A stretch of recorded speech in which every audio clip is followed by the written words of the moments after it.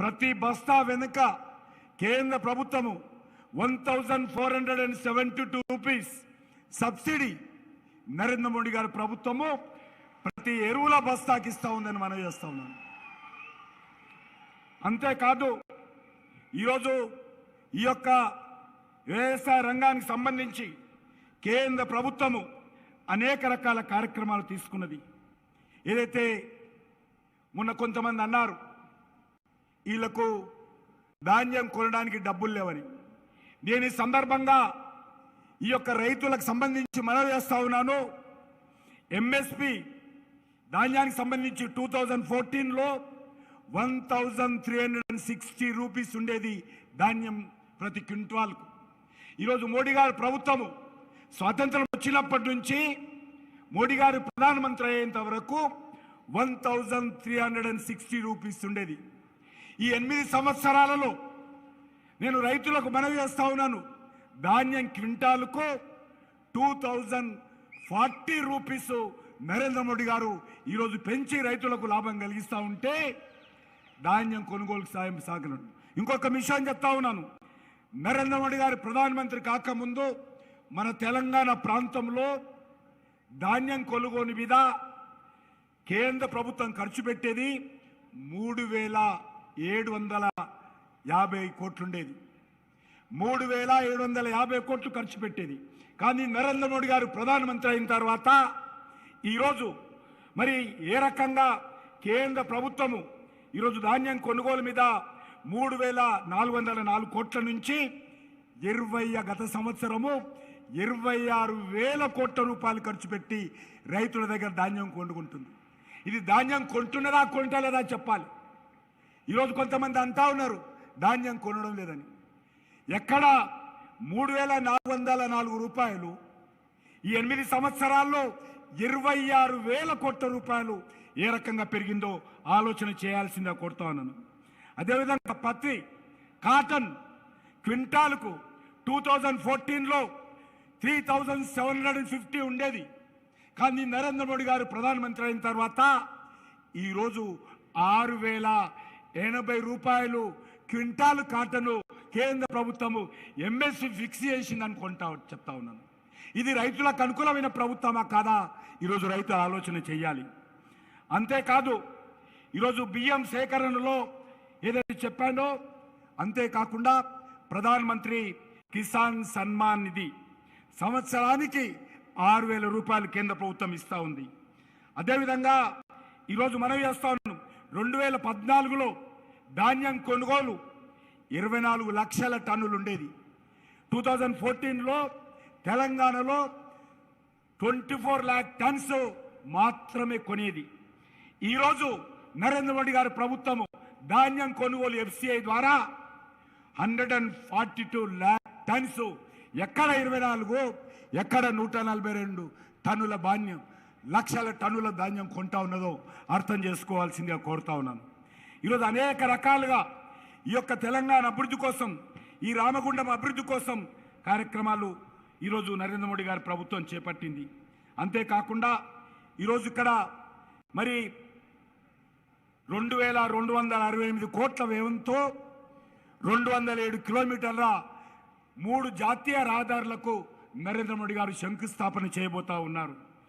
163 కోట్ల ఈరోజు ఎన్హెచ్ సంబంధించినటువంటి సిరోజ్ మహాదేవ్పూర్ రోడ్డు కావచ్చు, 644 కోట్ల వ్యయంతో బోధన్ బాసరా బైన్సా రోడ్డు కావచ్చు, 1460 కోట్లతో మెదకు సిద్దిపేట ఎల్లతుర్తి రోడ్డు కావచ్చు. ఈ రకంగా చేస్తా ఉన్నాను. ఒక విషయం చెప్తా, నేను ఈరోజు తెలంగాణ సమాజం అర్థం చేసుకోవాలి. 2014లో తెలంగాణలో జాతీయ రహదారులు 2511 కిలోమీటర్ల రోడ్లు ఉండేది. ఎంత? 2511 కోట్లు. ఈరోజు ఒక్కసారి అర్థం చేసుకోవాల్సిన అవసరం ఉంది. ఈరోజు అనేక రకాలుగా ఈ యొక్క అదనంగా 2511 కిలోమీటర్లు ఉంటే కొత్తగా 2489 కిలోమీటర్ల రోడ్లు తెలంగాణలో తెలంగాణ సమాజం కోసం మోడీ గారి ప్రభుత్వము ఈ జాతీయ రహదారులు నేషనల్ హైవేస్ను డెవలప్మెంట్ చేసిందని అడుగుతా ఉన్నాను. అంతేకాదు నరేంద్ర మోడీ గారు వచ్చిన తర్వాత లాస్ట్ 8 years భారత ప్రభుత్వము 1,04,000 కోట్ల రూపాయలు 1,04,000 కోట్ల రూపాయలు కేంద్ర ప్రభుత్వము ఈరోజు ఖర్చు పెట్టిందనే విషయాన్ని మనం చేస్తా ఉన్నాను. అంతేకాకుండా ఈరోజు ఈ యొక్క రామగుండంలో ఎన్టీపీసీ ఆధ్వర్యంలో అనేక రకాల కార్యక్రమాలు కూడా చేపడతా ఉన్నాము. ఈ యొక్క ఎన్టీపీసీ ఆధ్వర్యంలో మరి ఈరోజు ఇక్కడ ఈ యొక్క రామగుండంలో మరి ఈ యొక్క విద్యుత్ ఉత్పత్తిని పెంచడం జరిగింది. ఇది ఈ యొక్క రైతుల కోసం మేలు జరిగేటువంటి కార్యక్రమం. ఈ కార్యక్రమాన్ని ఈరోజు ప్రజలు అర్థం చేసుకోవాల్సిందిగా కోరుతా ఉన్నాను. అంతేకాకుండా ఈరోజు కేంద్ర ప్రభుత్వము ఈ యొక్క రామగుండంలో ఈఎస్ఐ ఆసుపత్రి మంజూరు చేసింది. కానీ ఆ యొక్క ఆసుపత్రి ఈ రామగుండంలో మంజూరు చేస్తే ఇక్కడ ఉండేటువంటి ప్రభుత్వం ఇంకా భూమి ఇవ్వలేదు కాబట్టి ఆలస్యం అవుతుంది. వాళ్ళు ఇంత తొందరగా భూమి ఇస్తే ఇక్కడ రామగుండంలో నరేంద్ర మోడీ గారి ప్రభుత్వము ఈఎస్ఐ ఆసుపత్రి శాంక్షన్ చేస్తుందని కూడా మనం చేస్తూ ఉన్నాను.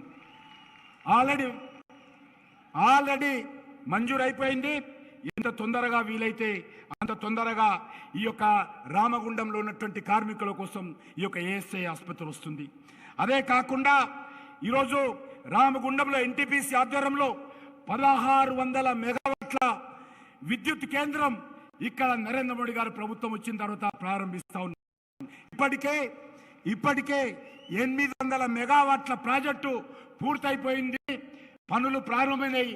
ఇంకొక 800 మెగావాట్ల పనులు ప్రారంభం కానున్నాయని మనం వస్తున్నాను. దీనికోసము ఈ రామగుండంలో 4,000 కోట్లు ఈ ప్రభుత్వం ఖర్చు పెట్టింది. ఈ యొక్క ఎన్టీపీసీ అదనపు 1600 మెగావాట్లకని మనం వేస్తూ ఉన్నాను.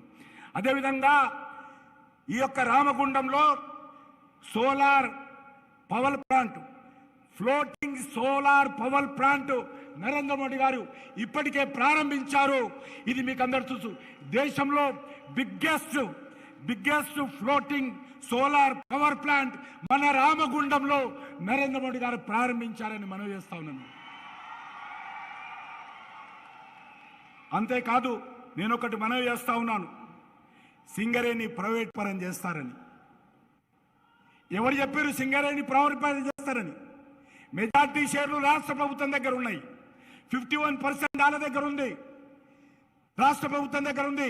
కానీ కొంతమంది సింగరేణి ప్రైవేట్ పరం చేస్తున్నారని తప్పుడు ప్రచారం చేస్తూ ఉన్నారు. నేను మనవి చేస్తా ఉన్నాను, ఈరోజు దేశంలో ఎక్కడ కూడా కోల్ ఇండియాకి సంబంధించినటువంటి కోల్ పరిశ్రమను కూడా ప్రైవేట్ పరం చేయలేదు. సింగరేణి పూర్తి అధికారం మా మీద లేదు. మా అధికారంలో ఉన్నటువంటివి లేనప్పుడు ఇక్కడ ఏ రకంగా చెప్తారు? సింగరేణికి వచ్చినటువంటి అనేకమైనటువంటి ఇతర రాష్ట్రాలు ఉన్నటువంటి బొగ్గు గనులను ఇక్కడ ఉన్నటువంటి సంస్థ ప్రైవేట్ వ్యక్తులకు ఇచ్చారు తప్ప భారత ప్రభుత్వము సింగరేణిని ప్రైవేట్ పరం చేసేటువంటి ఆలోచన లేదనే విషయాన్ని కూడా ఈరోజు నేను సింగరేణి కార్మికులకు మనవి చేస్తా ఉన్నాను. అంతేకాకుండా ఈరోజు మరొక విషయం మనవి చేసి నేను ముగిస్తాను. ఈ యొక్క రాష్ట్రంలో నరేంద్ర మోడీ గారి నాయకత్వంలో ఖచ్చితంగా ప్రతి పట్టణాన్ని, ప్రతి ఒక్క జిల్లాను, ప్రతి ప్రాంతాన్ని అభివృద్ధి చేస్తాం. ప్రతి గ్రామ పంచాయతీకి నరేంద్ర మోడీ గారి ప్రభుత్వము నిధులు ఇస్తుంది. కాబట్టి గ్రామాలలో లైట్లు ఎరుగుతున్నాయి. గ్రామాలలో పరిస్థితి ఏంటంటే కాలిపోయినటువంటి లైట్లను చేంజ్ చేయాల్సిన పైసా కూడా నరేంద్ర మోడీ గారు ఇస్తున్నారు. గ్రామాలలో రోడ్లు శుభ్రం చేయడం కోసం పారిశుద్ధ కార్మికుల జీతాలు కూడా నరేంద్ర మోడీ గారు ఇస్తున్నారు. ఈరోజు రైతులకు సంవత్సరానికి 6,000 రూపాయలు రైతుల అకౌంట్లో నరేంద్ర మోడీ గారు ఇస్తున్నారు. ఈరోజు మీకు అందరికీ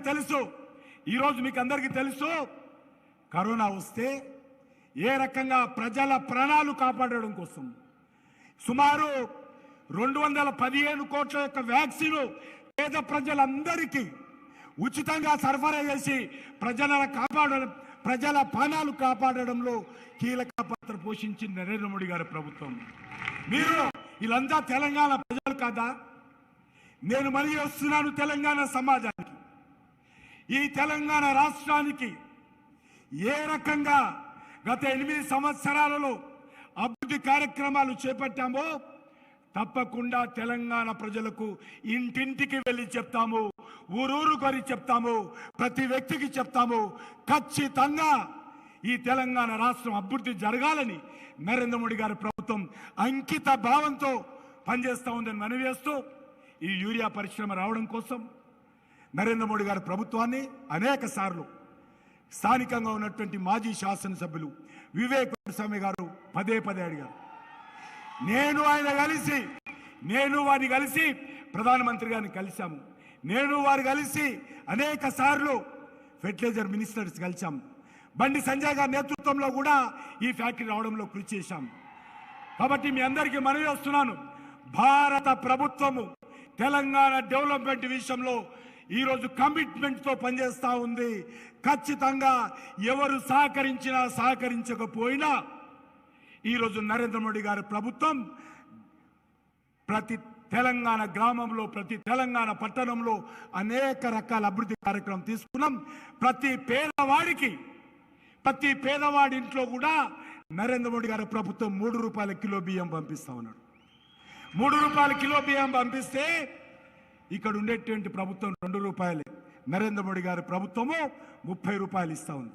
అంతేకాకుండా కరోనా సమయంలో ప్రతి వ్యక్తికి 5 కేజీ రైసు ఫ్రీగా నరేంద్ర మోడీ గారి ప్రభుత్వం ఇస్తా ఉన్నారు. కాబట్టి నేను మనవి చేస్తా ఉన్నాను, మాకు రాజకీయాలు అవసరం లేదు. మేము రాజకీయాలు రాజకీయాలు చేస్తాము, కానీ అభివృద్ధిలో రాజకీయాలు చేయము. ఎవరు చేయకూడని రకంగా development is different, politics is different. Bharatiya Janata party ప్రభుత్వము డెవలప్మెంట్ కోసం కమిట్మెంట్తో పనిచేస్తూ ఉంది. ఖచ్చితంగా ఎవరు సహకరించినా సహకరించకపోయినా మా లక్ష్యము ఈ తెలంగాణ డెవలప్మెంట్ అని మనవి చేస్తూ, నేను మరొకసారి తెలంగాణ ప్రజల తరఫున నరేంద్ర మోడీ గారికి ఈ కార్యక్రమం అభివృద్ధి చేయడానికి ప్రారంభించడానికి వచ్చినటువంటి వారికి నేను ప్రజానీకం తరఫున హృదయపూర్వకమైనటువంటి ధన్యవాదాలు తెలియజేస్తూ సెలవు తీసుకుంటున్నాను. భారత్ మాతాకి, గట్టిగా చెప్పాలి, రామగుండం గడ్డ ఇది. భారత్ మాతాకి. నరేంద్ర మోడీ గారి నాయకత్వం, నరేంద్ర మోడీ గారి నాయకత్వం, నరేంద్ర మోడీ గారి నాయకత్వం.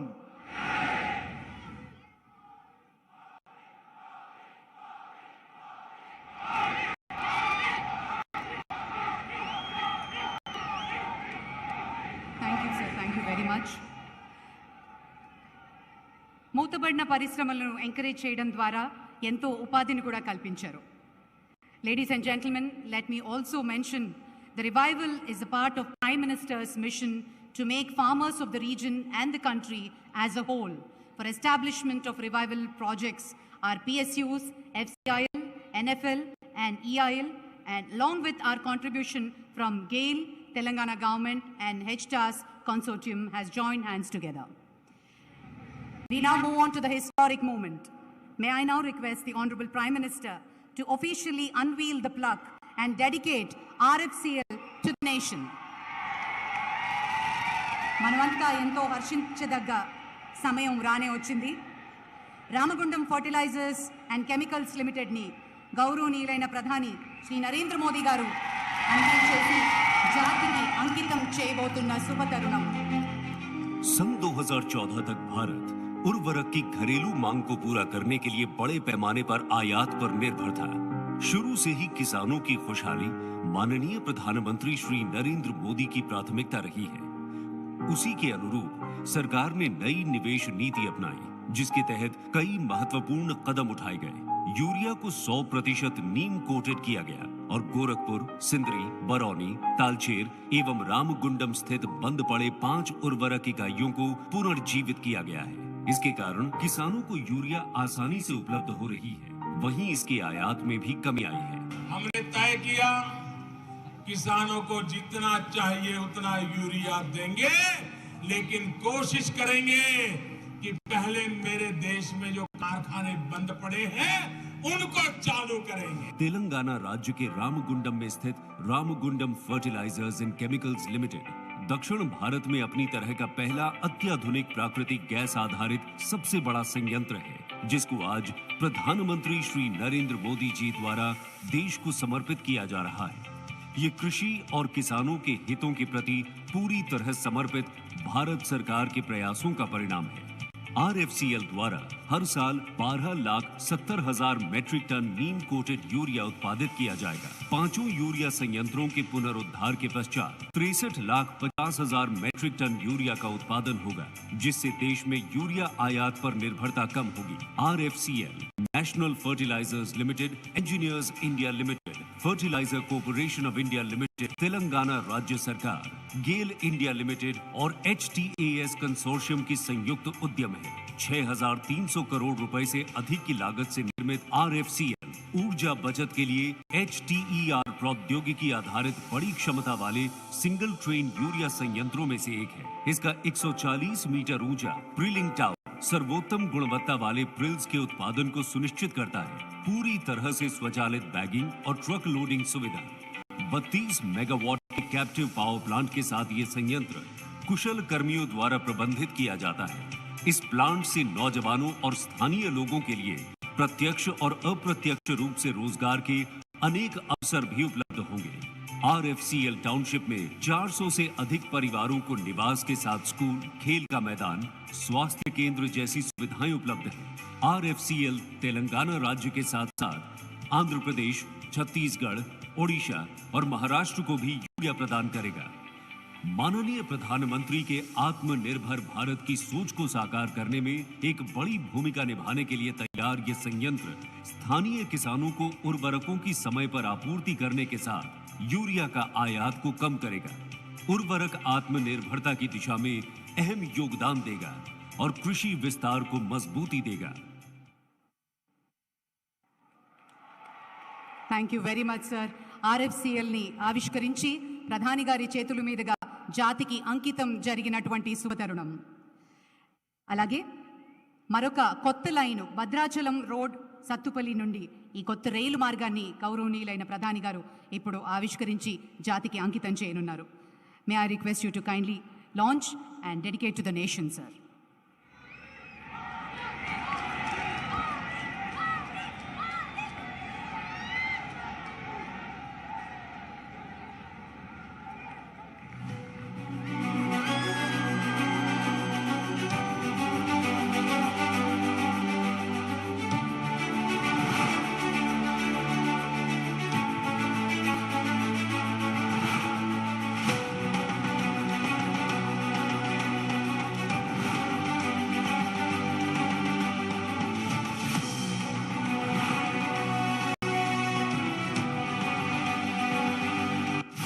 आत्मनिर्भर भारत की ओर बढ़ते कदम के साथ ऊर्जा की मांग तेजी से बढ़ रही है। विकास की गति निरंतर बनाए रखने में तेज, किफायती, स्थानीय, क्षेत्रीय और घरेलू कनेक्टिविटी की भूमिका महत्वपूर्ण है। माननीय प्रधानमंत्री श्री नरेंद्र मोदी के कुशल नेतृत्व में आज भारतीय रेल तेज बदलाव और तेज विस्तार के जरिए मजबूत और आधुनिक रेल इकोसिस्टम बनने की राह पर अग्रसर होकर देश की अर्थव्यवस्था की रफ्तार बढ़ा रही है। पिछले 8 वर्षों से देश के इंफ्रास्ट्रक्चर पर अभूतपूर्व काम हो रहा है।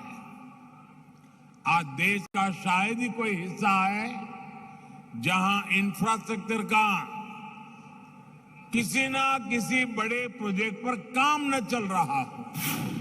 तेलंगाना विकास की इस कहानी का अहम हिस्सा है। भद्राचलम रोड सत्तुपल्ली नई रेलवे लाइन के जरिए भारतीय रेल तेलंगाना के तेज विकास का भागीदार रही है। क्षेत्र में कोयला खदानों से फर्स्ट माइल कनेक्टिविटी बनाने के उद्देश्य से Messrs Singareni collieries company limited के कॉस्ट शेयरिंग सहयोग से 990 करोड़ रुपए की लागत से इस परियोजना का निर्माण किया गया है। 54 किलोमीटर लंबी इस स्ट्रेच लाइन का निर्माण सिर्फ 3.5 साल में पूरा करना सुरक्षित, तेज और आसान आवाजाही के प्रति भारतीय रेल की प्रतिबद्धता दर्शाती है। कुल 94 रेलवे पुल यानी 10 बड़े ब्रिज, 40 रोड अंडर ब्रिज, सरवरम, चंद्रगोंडा और पार्थसारथीपुरम में 3 क्रॉसिंग स्टेशन के साथ ये परियोजना सुसज्जित है। सत्तुपल्ली क्षेत्र की खदानों से तेज और पर्यावरण अनुकूल परिवहन सेवाएं प्रदान करने के लिए समर्पित ये नई rail line thermal power plants में कोयले की मांग को पूरा करने में अहम भूमिका निभाएंगी। ये नई रेल लाइन भद्राद्री, कोत्तगुडेम और खम्मम जैसे जिलों में सामाजिक और आर्थिक विकास को गति प्रदान करेगी। इस परियोजना में स्थानीय और आसपास के क्षेत्रों के युवाओं के लिए कई प्रत्यक्ष और अप्रत्यक्ष रोजगार के अवसर पैदा करने की क्षमता है। मजबूत रेल संपर्क बनाने के साथ देश की समृद्धि की गति बढ़ाना भारतीय रेल का संकल्प है। हम सभी के लिए ये बड़े गर्व की बात है। आज हमारे यशस्वी प्रधानमंत्री श्री नरेंद्र मोदी जी द्वारा भद्राचलम रोड सत्तुपल्ली नई रेलवे लाइन को राष्ट्र को समर्पित किया जा रहा है। Thank you sir, thank you very much.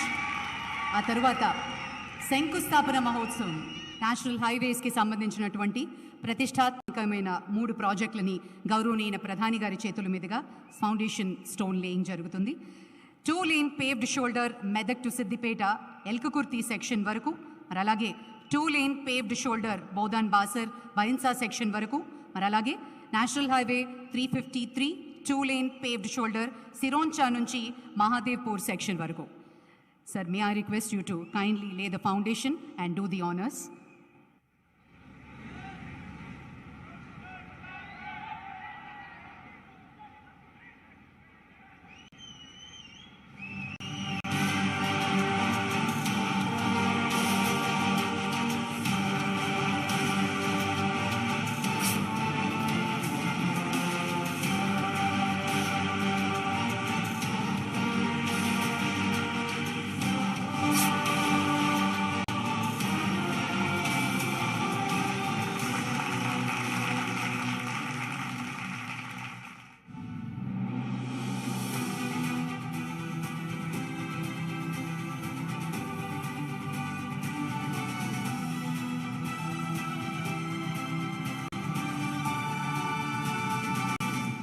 India has seen extraordinary infrastructure development in the last 8 years due to the futuristic vision of our Prime Minister Shri Narendra Modi ji.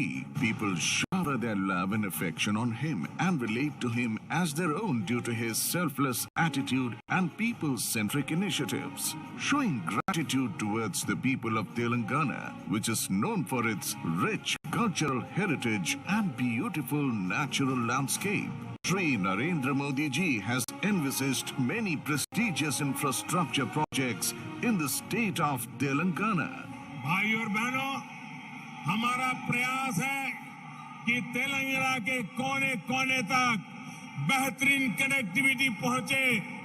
पिछले 8 वर्षों में तेलंगाना में नेशनल हाईवे की लंबाई 2 गुनी हो चुकी है। Today is an important day in the history of Telangana state as Honorable Prime Minister is laying the foundation stone for 3 national highway projects costing rupees 2,268 crores.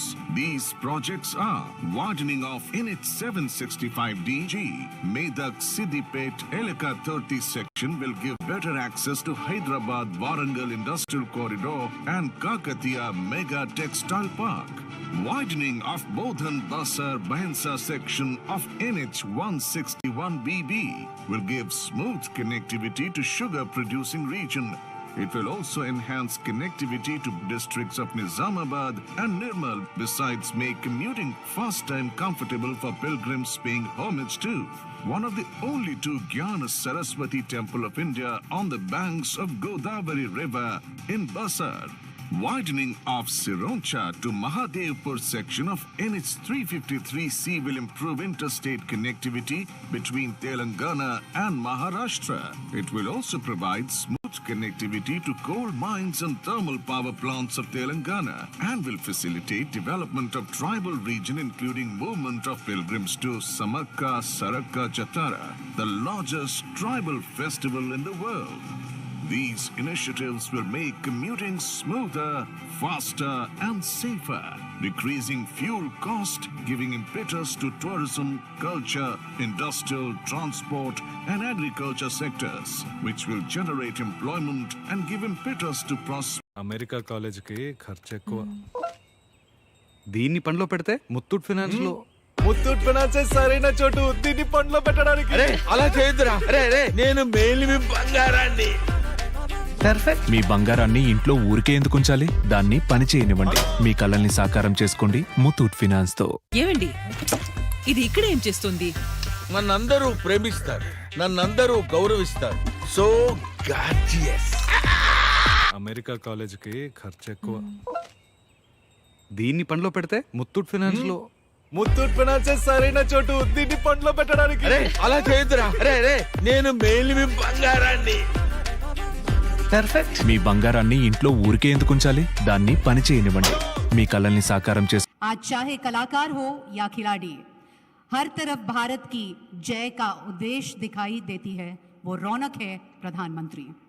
हर वर्ग का ना सिर्फ ध्यान रखा बल्कि उसके दर्द समझा। और हाँ, जमाने जब धन की बात करता था तब धन से ज्यादा मन की बात करने का नाम है प्रधानमंत्री।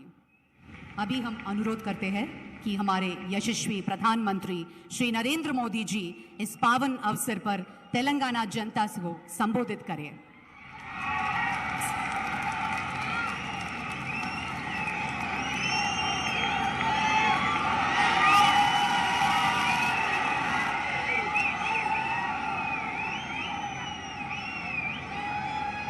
भारत माता की, भारत माता की, भारत माता की। ఈ సభకు విచ్చేసిన రైతులు సోదర సోదరి మనులకు నమస్కారములు.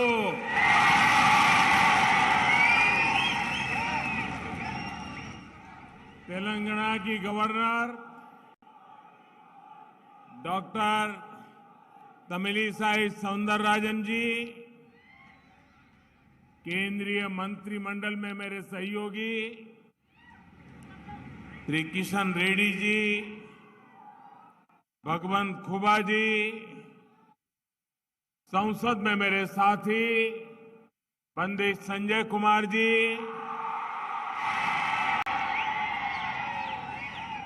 श्री वेंकटेश देथा जी, अन्य महानुभाव, भाई और बहनों, रामागुंडम की धरती से पूरे तेलंगाना को मेरा आदरपूर्वक नमस्कार। और अभी मुझे बताया गया और मैं अभी टीवी स्क्रीन पर भी देख रहा था कि इस समय तेलंगाना की 70 विधानसभा क्षेत्रों में 70 असेंबली सेगमेंट में हजारों किसान भाई बहन वे भी इस कार्यक्रम में हमारे साथ जुड़े हुए हैं। मैं इन सभी किसान भाइयों बहनों को भी उनका स्वागत करता हूं, उनका अभिनंदन करता हूं। साथियों, आज 10,000 करोड़ रुपए से अधिक की विकास परियोजनाओं का लोकार्पण और शिलान्यास तेलंगाना के लिए हुआ है। ये परियोजनाएं यहां खेती और उद्योग दोनों को बल देने वाली है। फर्टिलाइजर प्लांट हो, नई रेल लाइन हो, हाईवे हो, इनसे उद्योगों को भी विस्तार मिलेगा। इन परियोजनाओं से तेलंगाना में रोजगार के नए अवसर बनेंगे। सामान्य जन की ईज ऑफ लिविंग बढ़ेगी। इन सभी परियोजनाओं के लिए देशवासियों को, तेलंगाना वासियों को मैं बहुत बहुत बधाई देता हूं। साथियों, पिछले 2-2.5 साल से पूरा विश्व कोरोना महामारी से लड़ रहा है। दूसरी तरफ जो संघर्ष चल रहे हैं, तनाव चल रहे हैं, मिलिट्री एक्शन हो रहे हैं, उसका परिणाम भी, उसका प्रभाव भी देश और दुनिया पर पड़ रहा है। लेकिन इन विपरीत परिस्थितियों के बीच आज हम सभी पूरी दुनिया में एक और बात प्रमुखता से सुन रहे हैं। दुनिया के तमाम एक्सपर्ट्स कह रहे हैं कि भारत बहुत जल्द दुनिया की तीसरी सबसे बड़ी इकोनॉमी बनकर के उस दिशा में तेज गति से आगे बढ़ रहा है। सभी एक्सपर्ट ये भी कह रहे हैं कि जितनी ग्रोथ 90 के बाद 30 साल में हुई, उतनी अब सिर्फ कुछ ही वर्षों में होने वाली है। आखिर इतना अभूतपूर्व विश्वास आज दुनिया को, आर्थिक जगत के विद्वानों को इतना विश्वास आज भारत पर क्यों है? इसका सबसे बड़ा कारण है भारत में पिछले 8 वर्ष में हुआ बदलाव। पिछले 8 सालों में देश ने काम करने के पुराने तौर तरीके बदल डाले। इन 8 वर्षों में गवर्नेंस को लेकर सोच में भी बदलाव आया है, अप्रोच में भी बदलाव आया है। चाहे इंफ्रास्ट्रक्चर हो, चाहे सरकारी प्रक्रियाएं हो, चाहे ईज ऑफ डूइंग बिजनेस हो, इन बदलावों को प्रेरित कर रही है भारत की एस्पिरेशनल सोसाइटी। आज विकसित అమెరికా కాలేజీకి ఖర్చు ఎక్కువ. దీన్ని పనిలో పెడితే ముత్తూట్ ఫైనాన్స్ లో ముత్తూట్ ఫైనాన్స్ సరైన చోటు. దీన్ని పనిలో పెట్టడానికి. అరే అలా చేయొద్దురా. అరే అరే నేను మెయిన్ మీ బంగారాన్ని. పర్ఫెక్ట్. మీ బంగారాన్ని ఇంట్లో ఊరికే ఎందుకు ఉంచాలి? దాన్ని పని చేయనివ్వండి. మీ కలల్ని సాకారం చేసుకోండి ముత్తూట్ ఫైనాన్స్ తో. ఏమండి, ఇది ఇక్కడ ఏం చేస్తుంది? నన్నందరూ ప్రేమిస్తారు, నన్నందరూ గౌరవిస్తారు. So gorgeous. అమెరికా కాలేజీకి ఖర్చు ఎక్కువ. దీన్ని పనిలో పెడితే ముత్తూట్ ఫైనాన్స్ లో ముత్తూట్ ఫైనాన్స్ సరైన చోటు. దీన్ని పనిలో పెట్టడానికి. అరే అలా చేయొద్దురా. అరే అరే నేను మెయిన్ మీ బంగారాన్ని. పర్ఫెక్ట్. మీ బంగారాన్ని ఇంట్లో ఊరికే ఎందుకు ఉంచాలి? దాన్ని పని చేయనివ్వండి. మీ కలల్ని సాకారం చేసుకోండి ముత్తూట్ ఫైనాన్స్ తో. అమెరికా కాలేజ్ है कि जिस प्रोजेक्ट का शिलान्यास हो उस पर तेजी से काम हो और वो तेजी से पूरा हो। रामागुंडम का ये फर्टिलाइजर कारखाना इसका एक उदाहरण है।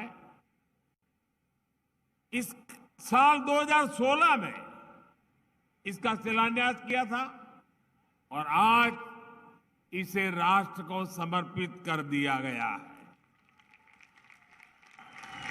भाई और बहनों, 21वीं सदी का भारत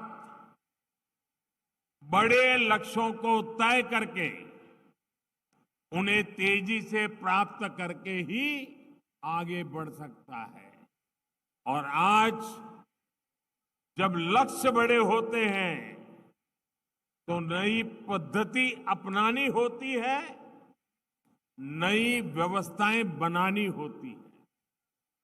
आज केंद्र सरकार पूरी ईमानदारी से इसी प्रयास में जुटी है। देश का फर्टिलाइजर सेक्टर भी इसका गवाह बन रहा है। बीते दशकों में हमने देखा है कि देश फर्टिलाइजर के लिए ज्यादातर विदेशों पर इंपोर्ट करके उसी पर हम अपना गुजारा करते थे। यूरिया की डिमांड पूरी करने के लिए जो कारखाने लगे भी थे, वो भी टेक्नोलॉजी पुरानी होने के कारण बंद हो चुके थे, जिसमें रामागुंडम का खाद कारखाना भी था। इसके अलावा एक और बड़ी दिक्कत थी, इतना महंगा यूरिया विदेश से आता था, लेकिन वो किसान तक पहुंचने के बजाय अवैध कारखानों में चोरी करके पहुंचाया जाता था। इससे किसानों को यूरिया पाने के लिए रात रात भर कतारों में खड़ा रहना पड़ता था और कई बार लाठियां भी झेलनी पड़ती थी।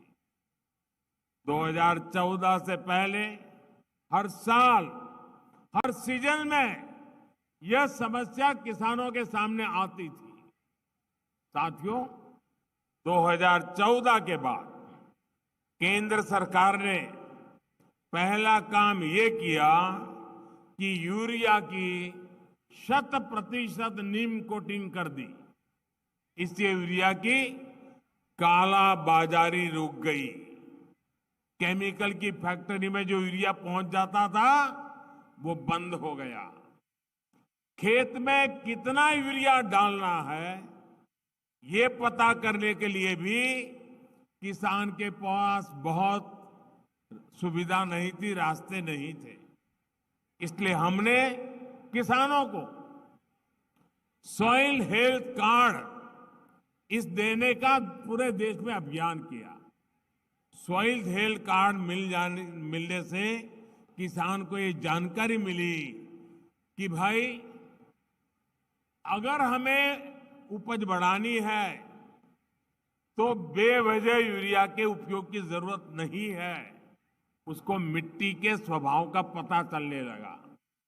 साथियों, एक बहुत बड़ा काम हमने यूरिया में आत्मनिर्भरता को लेकर शुरू किया। इसके लिए देश के जो 5 बड़े खाद कारखाने बरसों से बंद पड़े थे, उनको फिर से शुरू करना जरूरी था। अब आज देखिए, यूपी के गोरखपुर में खाद उत्पादन शुरू हो चुका है। रामागुंडम खाद कारखाने का भी लोकार्पण हो गया है। जब ये 5 कारखाने चालू हो जाएंगे तो देश को 60 लाख टन यूरिया मिलने लगेगा। यानी हजारों करोड़ रुपए विदेश जाने से बचेंगे और किसानों को यूरिया और आसानी से मिलेगा। रामागुंडम खाद कारखाने से तेलंगाना के साथ ही आंध्र प्रदेश, कर्नाटका, छत्तीसगढ़ और महाराष्ट्र के किसानों को भी मदद मिलेगी। इस प्लांट की वजह से इसके आसपास दूसरे बिजनेस के अवसर बनेंगे। लॉजिस्टिक और ट्रांसपोर्ट से जुड़े काम खुलेंगे। यानी 6,000 करोड़ रुपए जो केंद्र सरकार ने यहां निवेश किया है, इससे कई हजार करोड़ का लाभ तेलंगाना के नौजवानों को होने वाला है। भाइयों और बहनों, देश के फर्टिलाइजर सेक्टर को आधुनिक बनाने के लिए हम नई टेक्नोलॉजी पर भी उतना ही बल दे रहे हैं। भारत ने यूरिया की नैनो टेक्नोलॉजी विकसित की है। एक बोरी यूरिया से जो लाभ होता है वो नैनो यूरिया की एक बोतल से ही मिलने वाला है। साथियों, खाद में आत्मनिर्भरता कितनी आवश्यक है ये हम आज की वैश्विक परिस्थितियों को देखते हुए और ज्यादा अनुभव कर रहे हैं।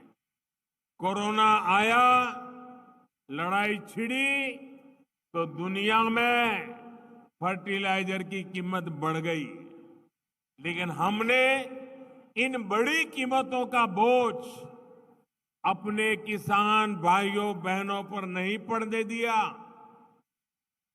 यूरिया का हर बैग जो केंद्र सरकार विदेश से लाती है वो लगभग एक बोरी फर्टिलाइजर बाहर से लाते हैं तो 2000 रुपये में खरीदते हैं। भारत सरकार 2000 रुपये देकर के लाती है, लेकिन किसानों से 2000 रुपया नहीं लेते हैं। सारा खर्च भारत सरकार उठाती है। सिर्फ 270 रुपये में ये फर्टिलाइजर की थैली किसान को मिलती है। इसी प्रकार डीएपी का एक बैग भी सरकार को करीब करीब 4000 रुपये में पड़ता है, लेकिन किसानों से 4000 रुपये नहीं लेते हैं। इस एक बैग पर भी सरकार एक बैग पर 2500 रुपये से भी ज्यादा सब्सिडी सरकार देती है। साथियों, बीते 8 वर्षों में किसान को सस्ती खाद देने के लिए ही केंद्र सरकार, ये आंकड़ा भी याद रखना भाइयों, बताना लोगों को, 8 वर्ष में किसान को खाद का बोझ न बढ़े, उसको सस्ती खाद मिले, इसलिए 9.5 लाख करोड़ रुपए यानी करीब करीब 10 लाख करोड़ रुपए भारत सरकार खर्च कर चुकी है। इस वर्ष ही केंद्र सरकार 2.5 लाख करोड़ रुपए से ज्यादा किसानों को सस्ती खाद देने के लिए खर्च करेगी। 2.5 लाख करोड़ रुपया। इसके अलावा हमारी सरकार पीएम किसान सम्मान निधि के तहत भी लगभग 2.25 लाख करोड़ रुपए सीधे किसानों के बैंक खातों में ट्रांसफर कर चुकी है। किसानों के हितों को सर्वोपरि रखने वाली जब सरकार दिल्ली में है तो किसानों की भलाई के लिए अनेक विध ऐसे प्रकल्पों को आगे बढ़ाते हैं, काम करते हैं। साथियों, दशकों से हमारे देश के किसान खाद से जुड़ी एक और समस्या से भी जूझ रहे हैं। दशकों से खाद का ऐसा बाजार बन गया था जिसमें भांति भांति के फर्टिलाइजर के ब्रांड ये बाजार में बिकते थे। इस वजह से किसान के साथ धोखाधड़ी भी बहुत होती थी। अब केंद्र सरकार में इससे भी किसानों को राहत देने की शुरुआत की है। अब देश में यूरिया का सिर्फ और सिर्फ एक ही ब्रांड होगा, भारत यूरिया, भारत ब्रांड। इसकी कीमत भी तय है और क्वालिटी भी तय है। ये सारे प्रयास इस बात का प्रमाण है कि देश के किसानों, विशेष रूप से छोटे किसानों के लिए कैसे हम सिस्टम को रिफॉर्म कर रहे हैं। साथियों, हमारे देश में అమెరికా కాలేజీకి ఖర్చు ఎక్కువ దీన్ని పనిలో పెడితే ముత్తూట్ ఫైనాన్స్ లో ముత్తూట్ ఫైనాన్స్ సరైన చోటు దీన్ని పనిలో పెట్టడానికి कर रहा है। देश के सभी राज्यों में हाईवे, आधुनिक रेलवे, एयरपोर्ट, वाटरवेज और इंटरनेट हाईवे पर तेजी से काम हो रहा है।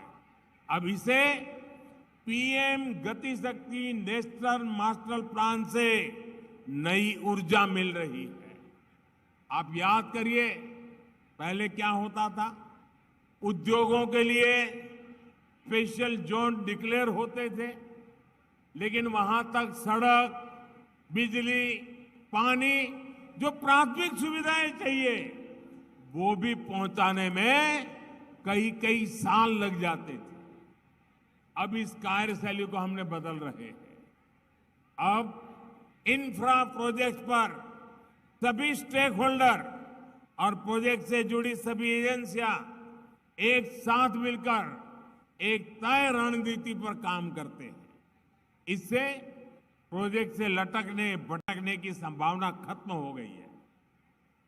साथियों, भद्राद्री कोत्तागुडेम ये जिला और खम्मम जिले को जोड़ने वाली नई रेल लाइन आज आपकी सेवा के लिए समर्पित है।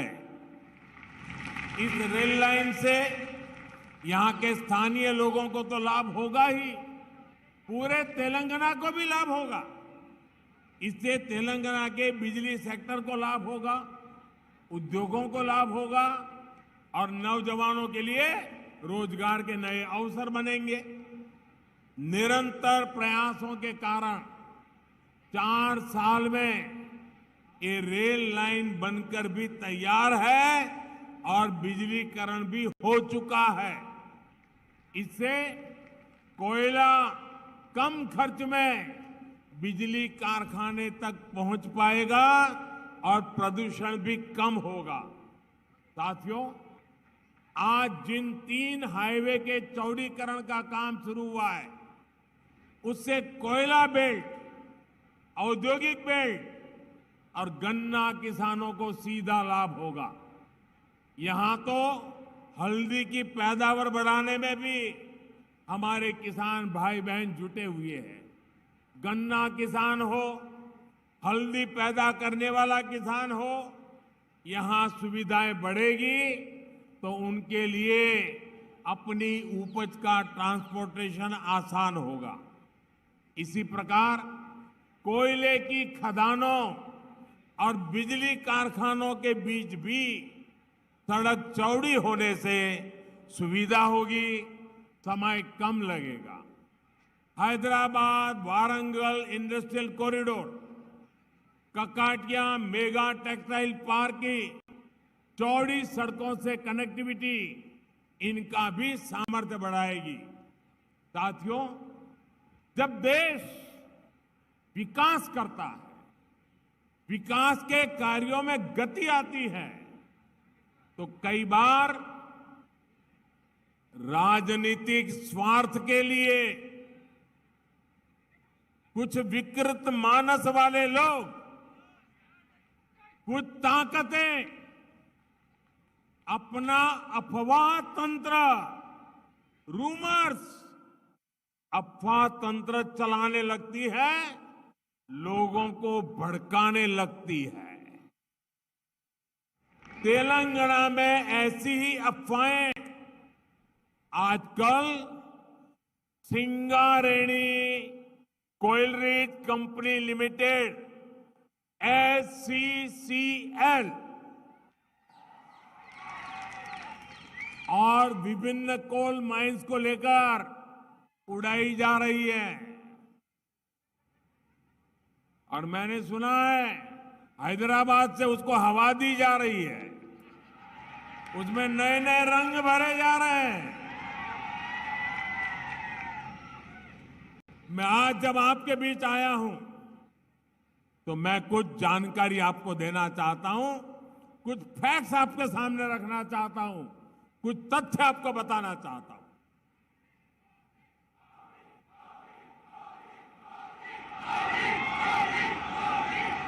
ये अफवाह फैलाने वालों को ये भी पता नहीं है कि ये झूठ उनका पकड़ा जाएगा। सबसे बड़ा झूठ समझिए, और यहां पत्रकार मित्र बैठे हैं, जरा बारीकाई से देख ले इसको। HCCL में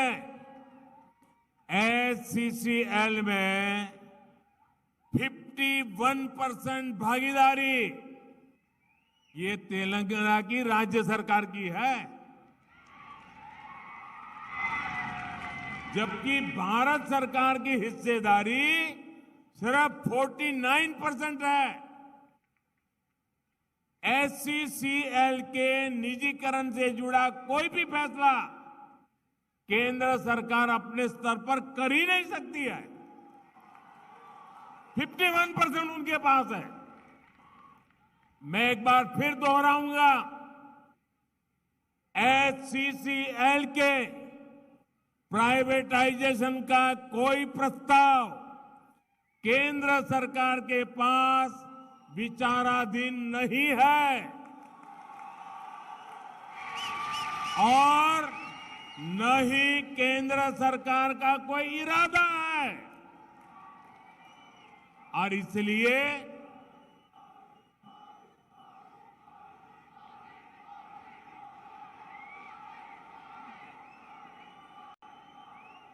इसलिए मैं अपने भाई बहनों से आग्रह करता हूं कि किसी अफवाह पर जरा भी ध्यान न दे।